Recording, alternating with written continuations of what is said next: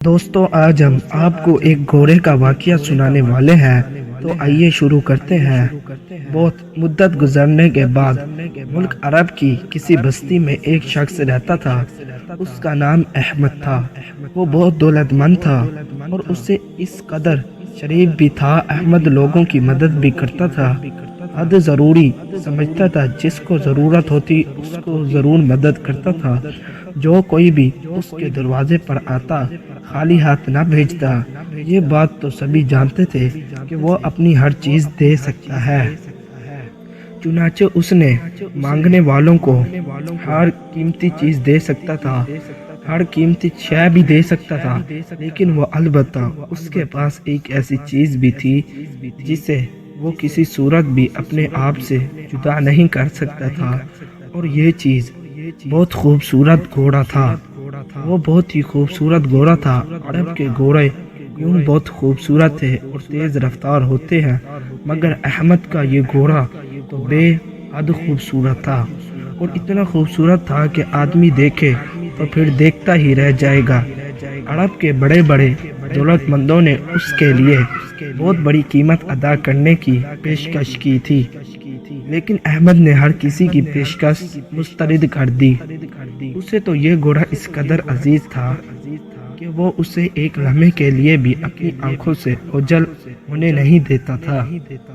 انسان کو اپنی جان سے کوئی چیز پیاری نہیں ہوتی، مگر احمد کو اپنی جان سے بھی گھوڑا پیارا تھا، یقیناً اپنی جان سے بھی زیادہ عزیز تھا اور پیارا تھا۔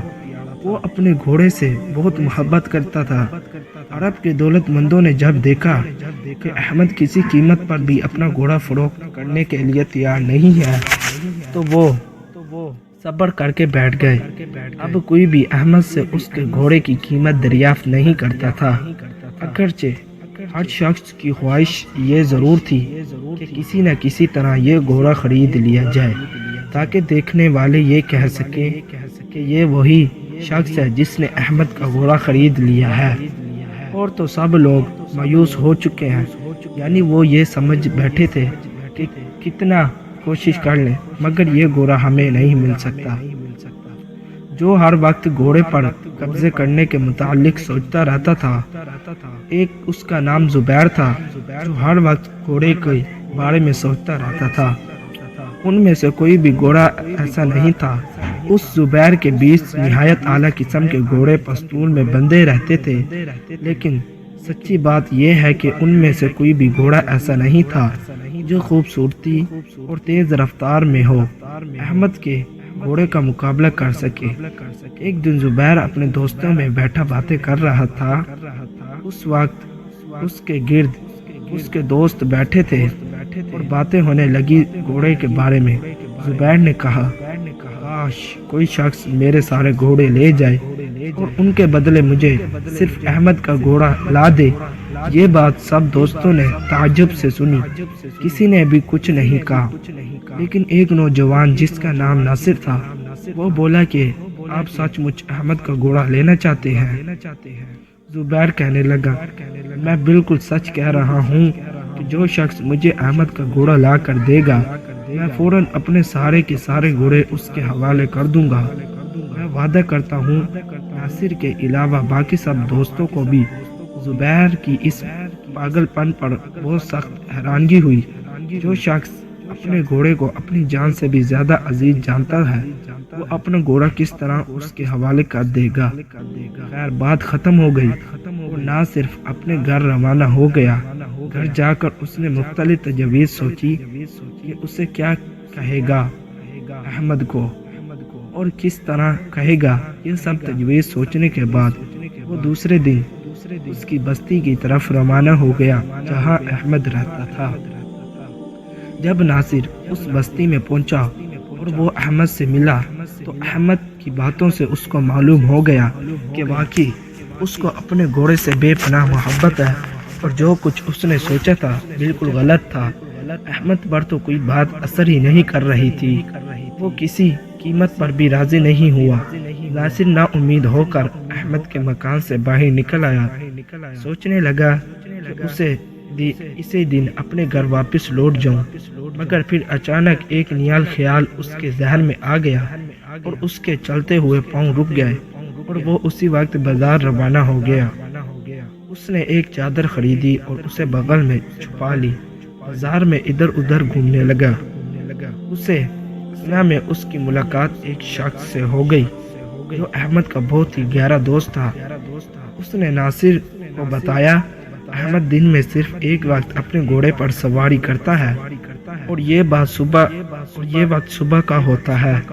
احمد صبح کے وقت اپنے گھوڑے پر سوار ہو کر کافی دیر تک سیر کے لیے جاتا ہے اور جب واپس آتا ہے تو کسی صورت اس پر دوبارہ سواری نہیں کرتا اور گھوڑا سارا دن اپنی جگہ پر بندھا رہتا ہے اور احمد بھی اس کے قریب ہی موجود ہوتا ہے تاکہ کوئی چور اسے نہ لے جائے یا کوئی دشمن اسے کوئی ایسی زہر نہ کھلا دے جس سے گھوڑا بیمار ہو کر مر جائے۔ ناصر کو اس بات کی خبر تو ہو گئی تھی کہ احمد صبح کے وقت گھوڑے پر سوار ہو کر سیر کے لیے دور تک جاتا ہے۔ پھر ناصر کی ایک آدمی سے ملاقات ہو گئی۔ اس آدمی سے بھی یہ پتہ چل گیا کہ احمد چاہتا کدھر جاتا ہے۔ دوسرے دن ناصر بہت سویرے اٹھ گیا۔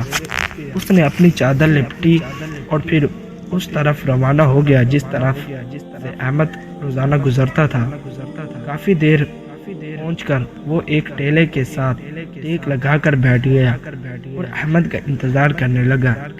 صبح کی روشنی ابھی پھیلی نہیں تھی۔ رات کا آخری پہر گزر رہا تھا۔ کچھ دیر کے بعد افق پر روشنی نمودار ہوئی اور پھر آہستہ آہستہ پھیلنے لگی۔ یکک دور سے ایک سیاہ سایہ حرکت کرتا ہوا نظر آیا۔ سایہ قریب آتا جا رہا تھا۔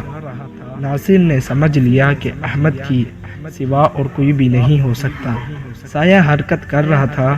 یکک کچھ دیر ایک سوار دکھائی دینے لگا۔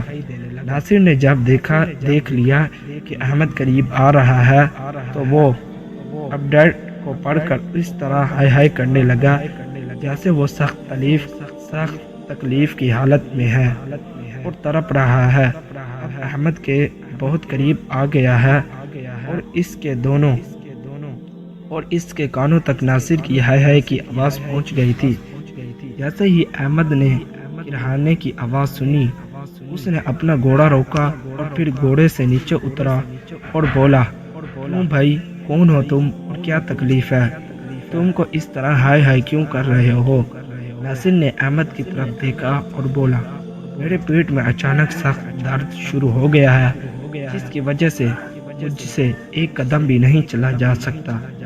میں سخت مجبور ہو کر یہاں بیٹھ گیا ہوں۔ احمد نے اسے سہارا دے کر اٹھایا اور اپنے گھوڑے پر بٹھاتے ہوئے بولا، چلیے میں آپ کو شہر لے چلتا ہوں، وہاں آپ کو کسی حکیم کے پاس لے چلوں گا اور آپ کو دوائی لے کر دوں گا۔ اس نے احمد کا بہت بہت شکریہ ادا کیا اور پھر گھوڑا ہوا سے باتیں کرنے لگا۔ اچانک ناصر نے کہا، جناب ذرا گھوڑا روکیے، میری چادر گر پڑی ہے۔ احمد نے اپنا گھوڑا روک لیا اور دیکھا کہ قاسم کی چادر دور جا گری ہے۔ وہ گھوڑے سے نیچے اترا اور چادر اٹھانے گیا۔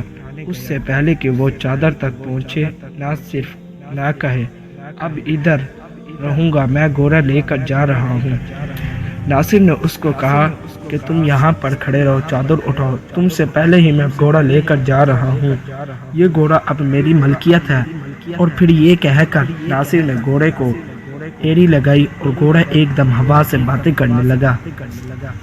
احمد نے آواز دی، بھائی صاحب بے شک گھوڑا آپ لے جائیں، مگر میری صرف ایک بات سن لیں، کیا ہی راستے میں گھوڑا روک کر کوئی پوچھے آپ سے کہ یہ گھوڑا کہاں سے لیا ہے تو آپ ان کو بتانا۔ احمد نے بولا، کسی سے یہ بات ہرگز نہ کہنا کہ تم نے دھوکے سے گھوڑا حاصل کیا ہے۔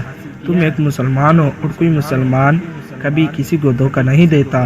نہ صرف احمد کی بات سنی اور گھوڑے کی دوم لگا کر جھٹکا دیا، گھوڑا بھاگنے لگا۔ ابھی وہ تھوڑی ہی دور گیا تھا کہ اس کے ذہن میں یہ بات کھینچ لی، احمد کے الفاظ اس کے کانوں میں گونج رہے تھے اور اسے یوں لگ رہا تھا جیسے اس کی رگ رگ میں کانٹے چبھ رہے ہوں۔ اس سے آگے نہ بڑھا گیا تو وہ واپس لوٹ آیا۔ احمد ابھی وہیں موجود تھا۔ ناصر گھوڑے سے نیچے اترا اور احمد کے سامنے اس طرح کھڑا ہو گیا جیسے خود کو ایک بہت بڑا مجرم سمجھتا ہے۔ ایک دو لمحے چپ رہنے کے بعد کہنے لگا، اب مجھے معاف کر دیجئے، یہ لیجئے اپنا گھوڑا۔ میں اللہ سے اور آپ سے سخت شرمندہ ہوں۔ دوستوں، مسلمان کو دھوکہ دینے سے کوئی کام نہیں بنتا۔ یہ تھا آج کا واقعہ۔ اگر ویڈیو اچھی لگی ہو تو چینل کو سبسکرائب کریں اور ہمارے روزانہ کے ایسے معلوماتی دلچسپ واقعہ دیکھنے کے لیے بیل آئکن کے بٹن کو پریس کر دیجئے۔ اگلی ویڈیو میں ملاقات ہوگی۔ اس ویڈیو میں اللہ حافظ۔